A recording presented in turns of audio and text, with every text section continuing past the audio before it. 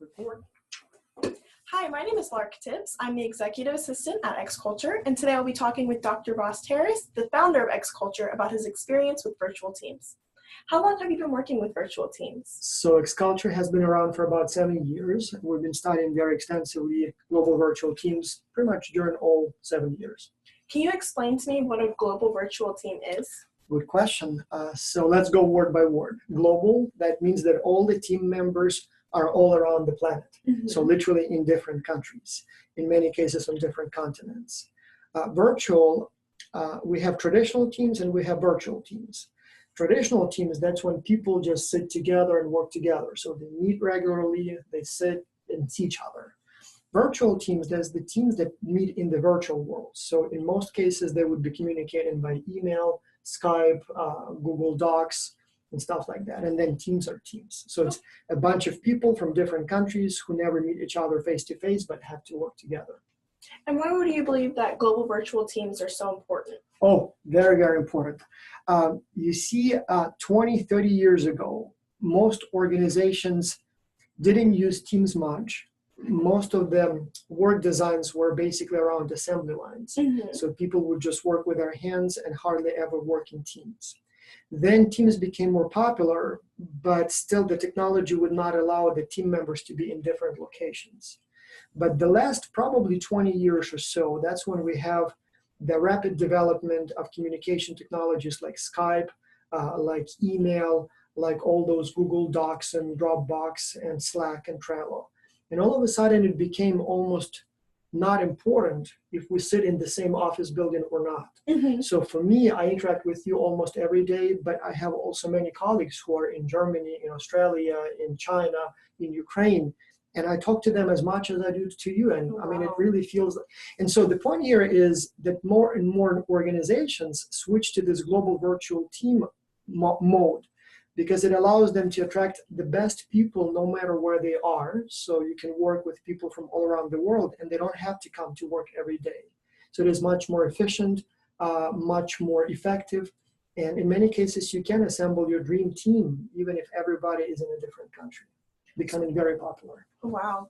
I know you spoke of these global virtual teams with XCulture being in different countries. So how do different languages play into that?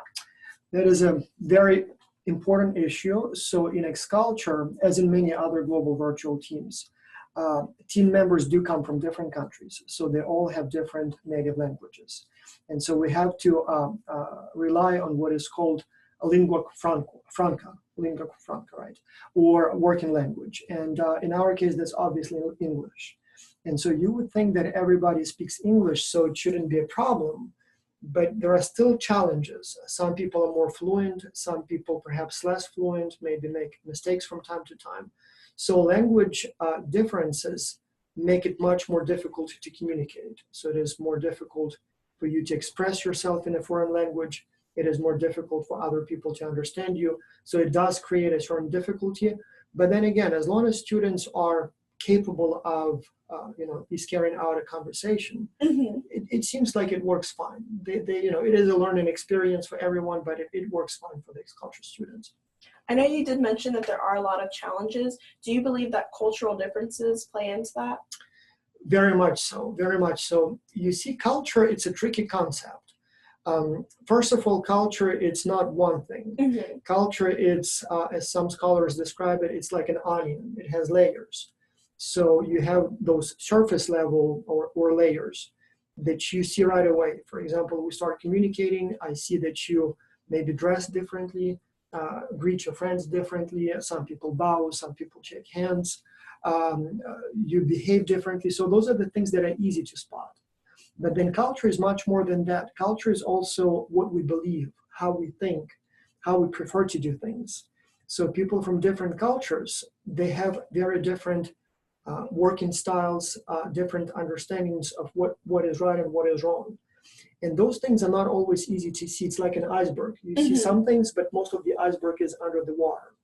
And so what happens in many cases is that we work together, and I expect you to evaluate the situation the same way I evaluate it, to prefer the same things, to have the same goals.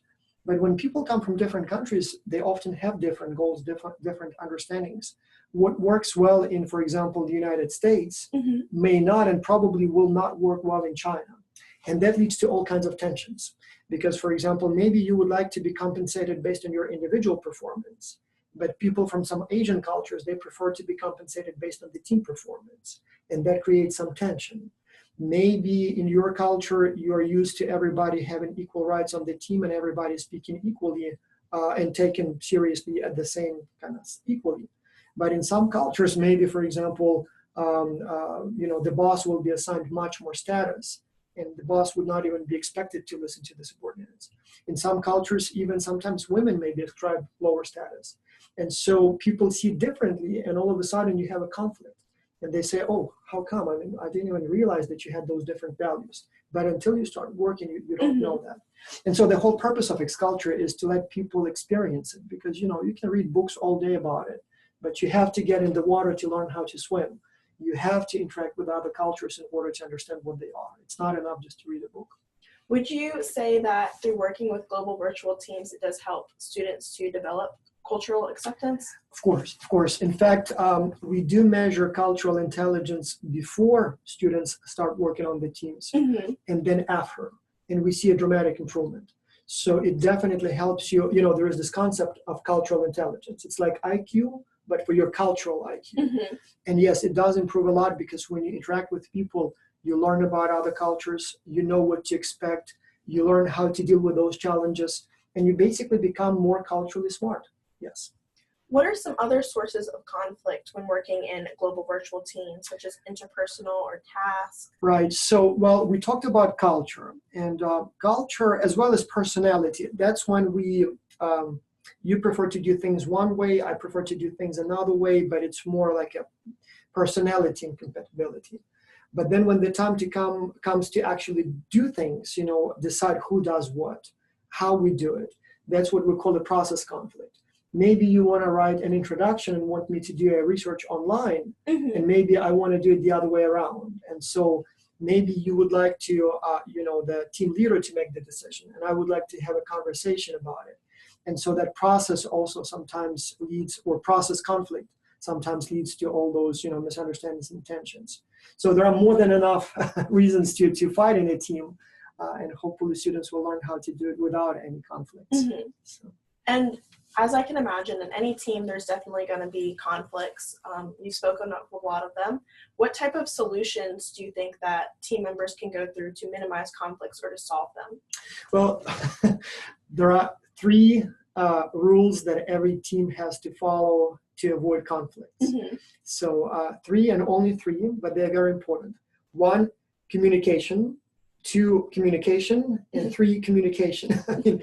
Communicate from the very beginning. Don't wait until it escalates. Things will go wrong, and it's the key to, anything you sense is not to your liking. Talk to the team. Okay. Chances are they will listen to you, but don't wait, because without communication, the conflict gets worse, and at some point it's just too late to do something about it. So talk about it early, talk a lot, communicate a lot, and that will minimize conflict a lot too. Okay, that does make a lot of sense. Yes. And I know that when working with teams as well, that there's always different personalities, Right. different people, and obviously culture does also play a role in that. So what are some of the problems and the type of team members that you usually see? Yeah. A lot of research has been done on kind of problematic team members, and our own research as well as research of our colleagues has identified several kind of common types of troublemakers on teams. First and foremost, and for the X-Culture students, I guarantee that you will have at least one of those on your team. That's what we call a free loader or free rider. So that's a person who doesn't do much. So there would be, like, let's say 5 or 6 or 7 students per team. There is always one who just doesn't seem to do much. And then what happens is when somebody is not working much, if it's only one person, the team just gets upset, but they still carry on. But our research shows that when you have 2 free riders, then everybody else stops working. They say, okay, he's not working, or she's not working, why should I? And so if you have more than 2, more than 1, so 2 or more, then the whole team just shuts down. And so sometimes the free riders, are it's not that they're bad or lazy. I mean, sometimes a person gets sick, maybe, or maybe busy at school or at work and just didn't tell the rest of the team right away. But then everybody, oh, if he's not working, why should I? And so that leads to this problem. Then another problem type that we see all the time is what we call a dictator. So we would like people to take initiative, to be leaders, but some people are just dictatorial. They want to tell everyone what to do. So you do this, you do this, you do this. And some people don't like it. And so sometimes it does lead to conflict. And then you have some people who are like what the shy ones. So they're working, they're trying to do their best. It's just they never participate in discussions, they never say a word. And again, in some cultures, it's perceived normal. In fact, in some cultures, it's perceived to be a virtue. Like, in America, people talk a lot. And in fact, that's how you show your initiative. But in some, especially Asian cultures, those who speak very little are perceived as very important members of the team. But if you then have a person from Asia and a person from the United States, one talks a lot and the other one doesn't talk much. So the one from the United States may think that the other person doesn't care or doesn't want to contribute. And so the person from Asia gets low peer evaluations, but it's not because he's lazy, just, he's not comfortable saying, too much. So things like that. And then we always have, sometimes there is one type that we call the socializer. So sometimes you would have a team member who only wants to talk about the fun things. He goes to your Facebook, likes every picture of yours, talks about, things that are not related to work. And again, the level of that is very good, actually. But when it's too much, some people become a little uncomfortable and, so. And then obviously you will always have people like, for example, the complainers. So there will be some people who complain all the time, no matter what you do. Like I receive every day several emails from students who complain about their team. And then I go look at the records. It's actually not bad. Everyone's working, but they just complain. I didn't like how he talked to me. I didn't like that he didn't respond to me right away. I didn't like how they, wrote their section, and that creates tension. Of course, yes. It sounds like siblings. Yeah, enough. Yes. Yeah. What are some of the challenge that your research shows typically occur in global virtual teams? Probably the biggest challenge is the time zone difference. So in XCulture, we have about 40 countries in a given semester, and in XCulture Academy with the children, we'll still have quite a few countries, not as many, but still different continents. And they will be in different time zones. And so that makes it first difficult to schedule a live meeting. So for example, we would like to have a Skype conversation.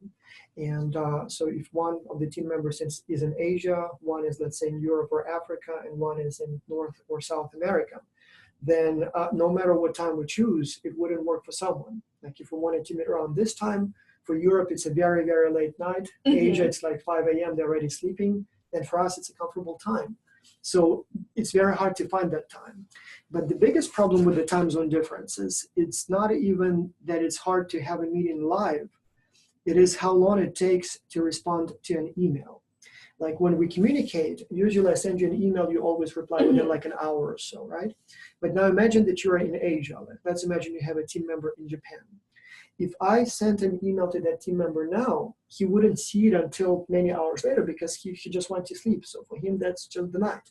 So even if that person responds to my email the second he sees it, it will be tomorrow. But the problem is when he responds tomorrow, I will be going to bed. So until I will see that email, it will be basically 2 days. And so a simple conversation will take, like if both of us are in the United States, it can be 2 minutes. But if we are in different time zones, it all of a sudden 2 days. And that's why people sometimes think, oh, maybe she doesn't care because it took her 2 days to respond to my simple question. But that's because of those time zone differences. So that's definitely an issue. Scheduling becomes also difficult. How do you, if you have 7 people on the team, how do you decide when you're gonna, meet or who does what? You start sending emails, and then somebody suggests a date. Somebody says it works for me, but then it doesn't work for somebody else. And then over and over and over, and just finding a simple time when everybody can meet may take, like 5 days. So there are good tools like Doodle, for example, that allow you to simplify that for teams. But yes. Too many emails, especially if the teams rely on emails, if everybody's copied every time, you end up like with 20 emails every day, and it's hard to deal with that. One problem that we see all the time is conflicting copies of documents. So when you have a project team where 7 people work on the same task and they would write the same report, you have to have some sort of a document that you all work on. And so teams that rely only on email, what they do is you would work on the document and then you send the attachment to everybody else, right? And then we would get the attachment, open it, I work some more, and then I send the next version of the file to everybody else. And then our colleague works a little bit on that and then makes some changes and sends to us. What happens is somebody always forgets which one is the latest version and opens an older version and then makes more changes. And all of a sudden you have like 3 different versions of the file and nobody remembers which one is the latest. And then when they discover that they have the conflicting copies, it takes so much time to merge them and people get mad and upset. And so again, a good way to deal with that is to use either Dropbox or Google Docs. So, and then another one happens all the time, lack of initiative, meaning that everybody is diligent, everybody wants to do well, everybody wants to do a good job, but nobody wants to be or is comfortable to be a leader. And what happens, everybody, all 7 people just sit and wait. I wait that maybe you will tell us what to do, or maybe she will tell us what to do, or I will, and so everybody waits and, weeks pass by and nothing happens. So it's very important that people don't wait for somebody else to take initiative, but actually do it themselves. And then occasionally you have calendar differences. Like, for example, because we have so many different countries, there would be people from different religions, different, traditions. And I see it all the time, one time I remember we had the situation where the deadline for the project coincided with some very big holiday in the Middle East. And we had a lot of students from the Middle East at that time. Almost every team had one. And so literally like 2 days before the deadline, I get like literally hundreds of emails from team members saying, oh, my team member from Saudi Arabia just disappeared. What was going on? I don't know. So we contact them. Turns out they have this big holiday and everybody just basically takes a break for a few days. And so nobody knew about that. But it's the same thing here. So like, for example, when you have Christmas here, everything shuts down. But nobody or not everybody celebrates Christmas. And so for others, like, what's going on? Where did they disappear? So sometimes little things like that, happen. But again, it's still communication. So. And you've spoken a lot about challenges. What about the benefits of working in a global virtual team? That's a very good one. Yes. So as I said, for the company, it makes it easier to bring the best people to the team. They don't have to fly to meet with you. You don't have to relocate them. You can just hire whoever you want and they will be able to communicate. Better decisions, better productivity, more interesting ideas. But for the XCulture students, the big advantage is that it's, when I was a little kid, right? I really loved that movie called Back to the Future. And I always wanted to create a time machine. And so I never created a time machine.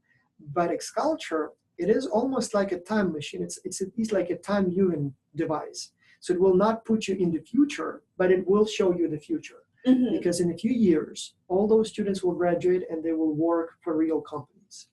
And I bet that no matter what they do, they will have to interact with people from other cultures. They will have to work on global virtual teams. And so what XCulture does, it shows them what it is like to work in a global virtual team. I guarantee you that the challenges they will experience during this project, it will be exactly the same when they do it for real. There will be the same problem makers on the team. There will be same difficulties scheduling the meeting. There will be always somebody who will complain.